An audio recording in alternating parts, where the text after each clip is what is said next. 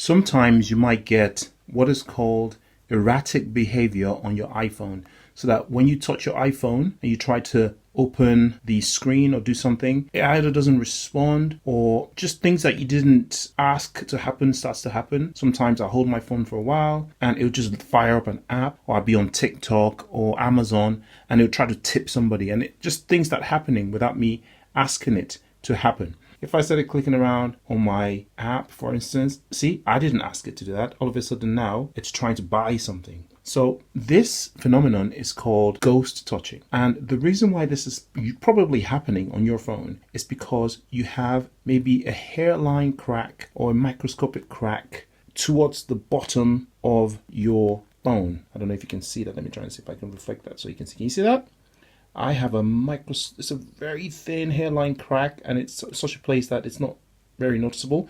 But where it is there is actually a crucial place on your phone, because that's where the swipe up sensor is, for instance. There's a lot of sensors there. So if it's receiving sort of like light refractions, it might activate. Or if you squeeze the size of it, there might be a tension variation on the surface there, and that might activate a touch. So just holding the phone on the side or pressing somewhere else on the screen gets misinterpreted by the phone. So to solve this case, you probably need to change your screen, unfortunately. But if you can't afford to change your screen, or you're waiting for another screen, one way to get past this, it's really simple fix actually, I figured this out myself eventually, is just to give the phone surface a firm but gentle tap like this. And then it starts to act okay. Let me just do a Face ID. All of a sudden, it starts to behave itself for the foreseeable future until it happens again. So that's kind of my hack for the situation. My phone suffers with ghost touching because it's got a microscopic scratch on the screen. So I need to change the screen of the phone. I have ordered this item. It's linked in the description. A lot of these items aren't actually known to be good quality. Some people have complained about dark screens or lack of sensitivity, etc. So I'm actually going to install this particular one onto my iPhone. This is my iPhone 11, by the way, so this is an iPhone 11 one. Make sure you match it to your phone, but I will leave the link in the description so you get this exact one. I'm not going to film the entire installation of this. There's some really good tutorials on YouTube already. I will link to the particular tutorial that I used and followed to install it, but I will take pictures and short clips. So I've got all the tools that it came with as well. So I will install it and then I'll show you the results at the end. Oh yeah, by the way, I've decided to change the battery as well, since it looks like the same procedure of opening the iPhone is the same. So I don't have to want to open the iPhone and seal it more than once. So I've got this other tool here. So this is a 600 or 6,000 rather milliamp battery. I'm going to also install it into the iPhone. So this is kind of a double review video. As you can see, I've got pretty much the same tools again. So yeah, that should come in handy. It's the same tools for opening it up. The same sealer. The same battery adhesives. Okay, should be fun. Alright, so I've been using the phone now for a couple of days and I have a few things to say about the process. I changed both the battery and the screen. So the screen and the battery were easy enough to change. I did them at the same time because half of the process is the same, because you had to replace the seal in each case.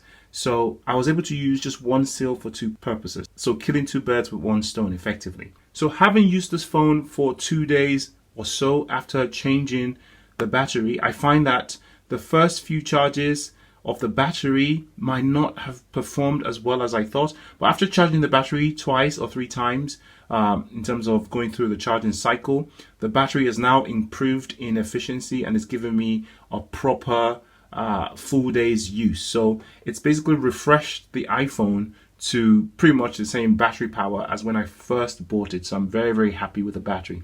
In terms of changing the battery itself, the battery was quite easy to change. The most difficult part of changing battery for me was the adhesive.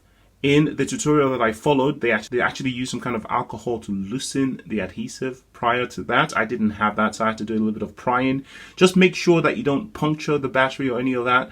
Once you get the original iPhone battery out, then it's relatively easy to just adhere the adhesive to the new battery and then basically just pop it in as an absolute breeze. And as you can see, it's fitted nicely.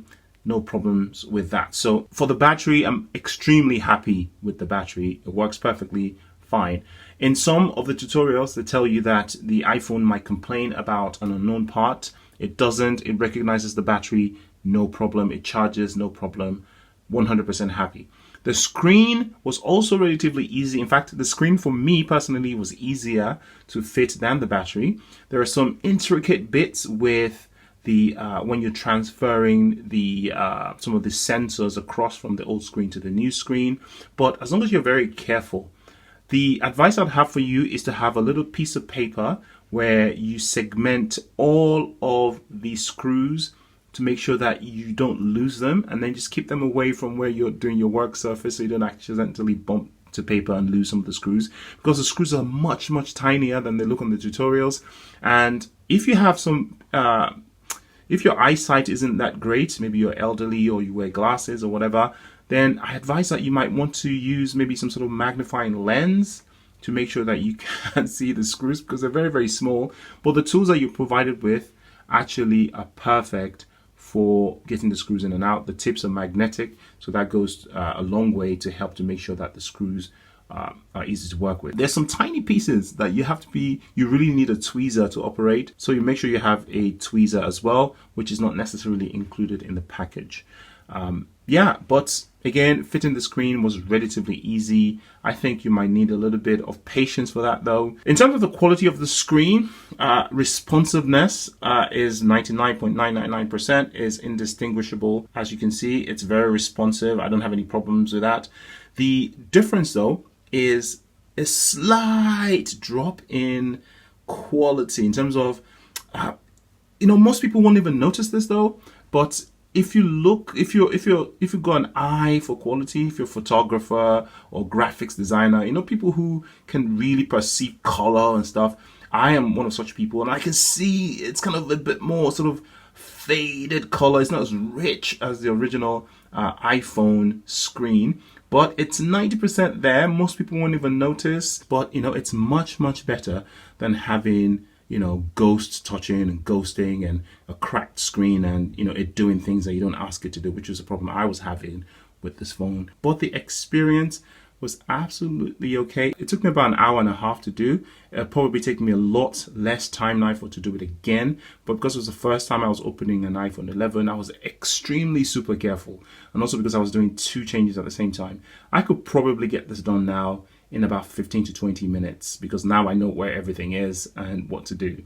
But yeah, I highly advise you give this a try if you've been wanting to do it. It's not that difficult, okay? Difficulty rating, I'll rate it as 2 out of 5, right? 5 being extremely difficult and 1 being extremely easy. If you want the particular parts that I use for this, I've linked them in the description, so you get the particular battery and the particular screen that I've used for my iPhone 11. They're not all the same, by the way. It's an affiliate link, obviously. I might get a commission if you buy in the correct place and all manner of criteria are fulfilled at no extra cost to you. Win-win-win for everyone. Thank you for watching. I'm going to enjoy my iPhone.